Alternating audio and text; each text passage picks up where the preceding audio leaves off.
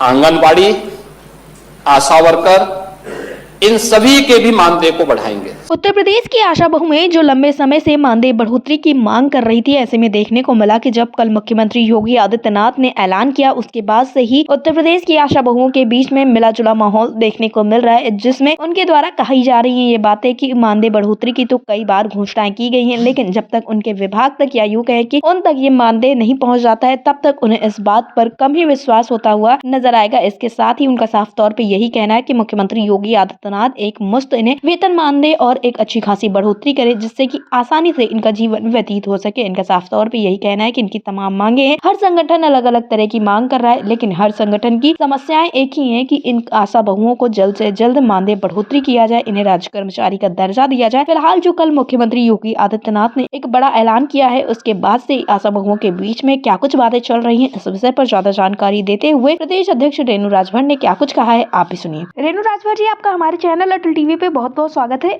धन्यवाद आपका भी। रेणु राजभर जी, जैसा कि देखने को मिला है कि कल मुख्यमंत्री योगी आदित्यनाथ की तरफ से लंबे वक्त के बाद एक बड़ा ऐलान किया गया, जिसमें साफ तौर पर आंगनबाड़ी कार्यकर्तियों और आशा बहुओं के लिए एक ऐलान किया गया, जिसमें कहा गया कि अब आप लोगों का मानदेय जो है उसको बढ़ाया जाएगा। तो इस पर आपका क्या कुछ कहना है? इसके बाद आशा बहुओं के बीच में कैसा माहौल देखने को मिल रहा है?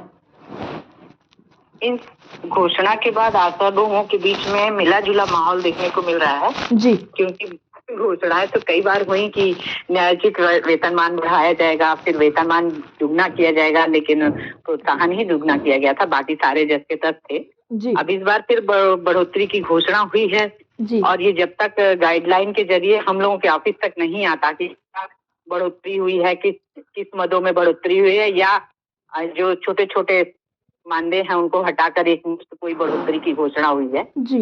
ये जब तक क्लैरिटी नहीं होती है, वहाँ पूह जैसी स्थिति बनी हुई है।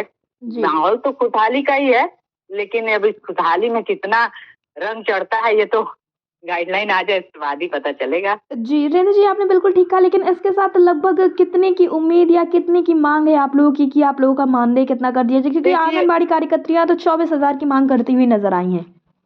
जी देखिए, हमारी जो मांगे रही हैं वो तमाम संगठनों की अलग अलग मांगे हैं, लेकिन सारी मांगों का निचोड़ यही है कि जब आशाओं का पूरा दिन, जी पूरी रात 24 घंटे की कार्यकर्ता आशा अपना पूरा समय दे देती है इस विभाग को, जी वो और कोई आजीविका के लिए कार्य नहीं कर सकती, तो कम से कम उसका जीवन उपार्जन मतलब जीवन चलाने के लिए जी न्यूनतम तो कम से कम दिया ही जाना चाहिए। इसी के साथ आशा संगिनी जो है ये पर्यवेक्षक का काम करती हैं, यही आंगनबाड़ी की जो पर्यवेक्षक हैं उनको अच्छा खासा सुपरवाइजर का वेतन मिलता है, लेकिन आशा पर्यवेक्षक को आज भी कोई बढ़ोतरी और कोई इस तरह का पर्यवेक्षकीय वेतनमान नहीं मिलता है। ऐसी स्थिति में न्यूनतम वेतनमान तो मिलना ही चाहिए और संगिनी को पर्यवेक्षकीय वेतनमान मिलना चाहिए। जी रेणु जी, अटल टीवी से जुड़ने के लिए धन्यवाद। धन्यवाद आप।